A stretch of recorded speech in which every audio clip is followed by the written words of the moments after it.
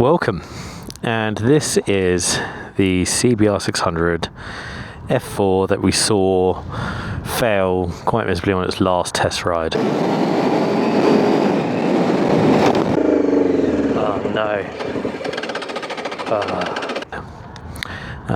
I've since done 80 odd miles on it, trouble free. We've put new coil packs in and a new fuel pump, and that seems to have resolved the issue.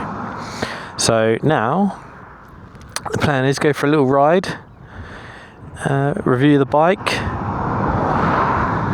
and and then decide what we're going to do with it. So let's get to it, and off we go. So we're just going to do a little lap round Beachy Head.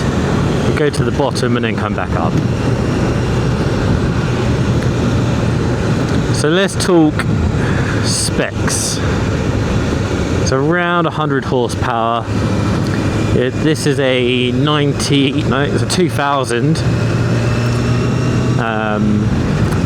FX. They only made this for 2 years. FY and FX both were labelled as CBR 600 F4s, and then the F4i came out, which was fuel injected and had separate pillion seat, as opposed to the big single seat unit that you see on this one. We're running analog clocks. We have nothing in the way of rider aids, so no ABS, no traction control, nothing of that. We've still got carburetors and a manual choke.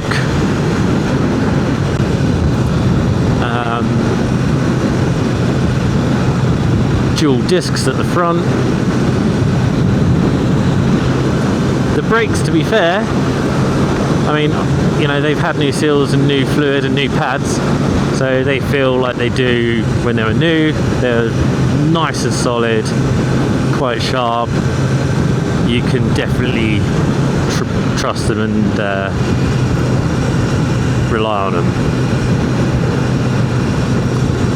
Reliability with these Hondas. Common issue is, and it seems to be a common thing with most Hondas, to be honest with you, is regulators, regulator rectifier.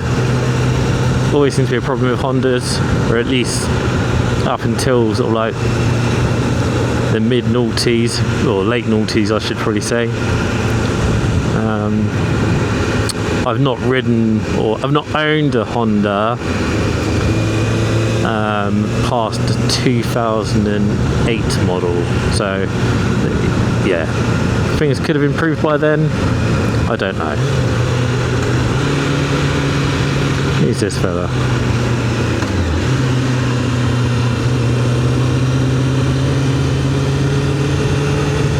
Yeah, he's wanting to get a little picture. Very nice.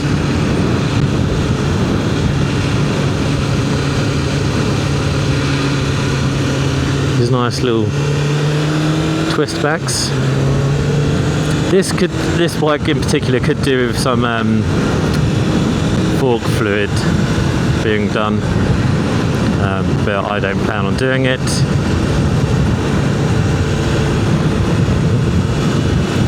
Very friendly little cyclists. Right, so what else have we got? Competitor wise, probably would have been the GSXR SRAD, the 600, and the R6. And I would have said that the R6 is going to be your track focused, fast road rider sort of setup. This is definitely more aimed towards a sporty feeling, but more commutery. And I think that's probably why they went down the F4i route and changed the styling, because at this point the competitors, they had separate seats, they weren't just one unit like this. So who's this bike really for? I think at this stage in its life, it's for people that really want to live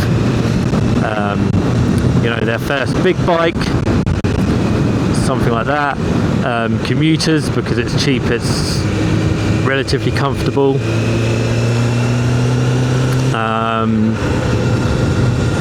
Yeah, it's cheap to run. Bits are available. The aftermarket section for parts is there as well, so that's really good.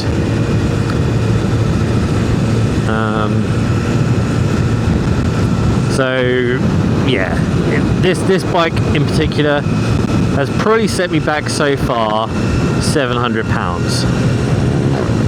and it could do with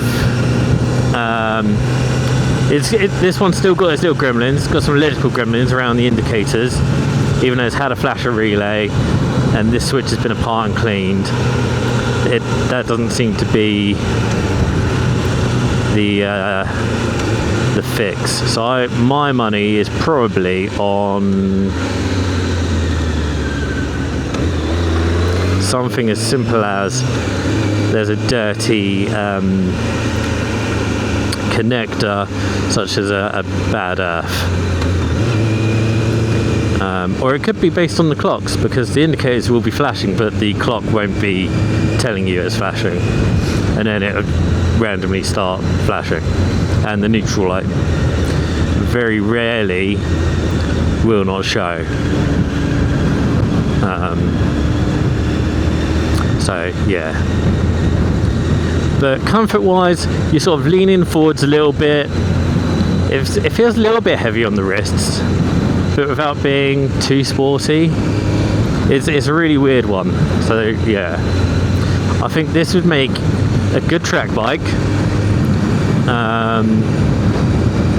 You know, if you're looking for a cheap bike that's got enough grunt. Yeah, these don't seem to be overly, they don't seem to be overly popular. The F3 seems to be a bit more popular, or the F4i, but then again, that's probably because this was only made for 2 years, so that makes sense.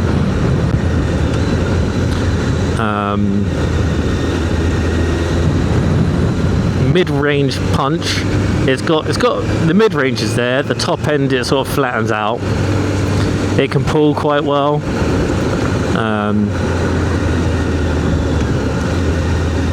Yeah, like I said, the brakes are pretty solid in that feel. I think overall this is a good bike. Unfortunately, I don't think it's A2 compatible, even with restrictions. I think it would still exceed the restricting it by half of its power rule that you're not allowed to brake. Tell you what we'll do, I'm just going to pull into this little gravel lay-by bit here, turn around, and then we'll come back up.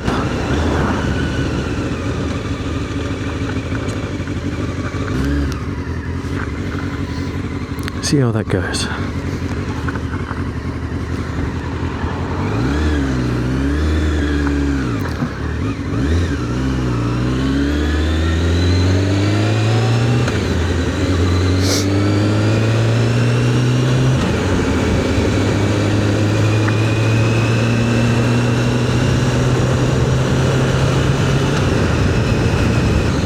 So where was I? So performance, yeah, it's not the most powerful, but I tell you what, you crack open the throttle and it will do 60 in first gear. It's sort of like the very top of 60 of the rev range. You're sort of getting into the red. Right, let's go a little squirt, see what it's got.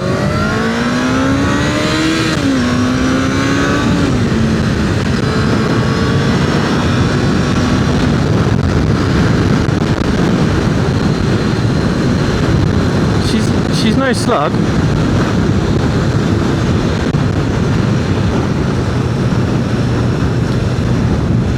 Oh, the one thing I will say that this has got that a few other bikes of the sort of era didn't have is it does have a fuel light, so you know that you need some fuel,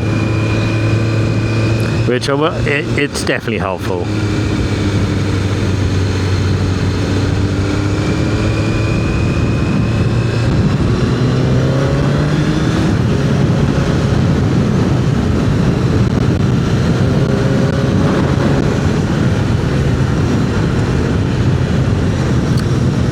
So all in all, if you are looking for a beginner bike to sort of relive when these bikes first came out a bit later on as a bit of a cheap bike, a commuter, or even a cheap track bike, will I recommend it?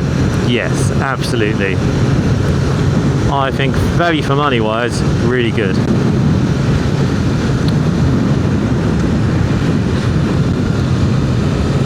And on that, I thank you for joining me on this ride and this little review of the CBR 600 F4. See you on the next one.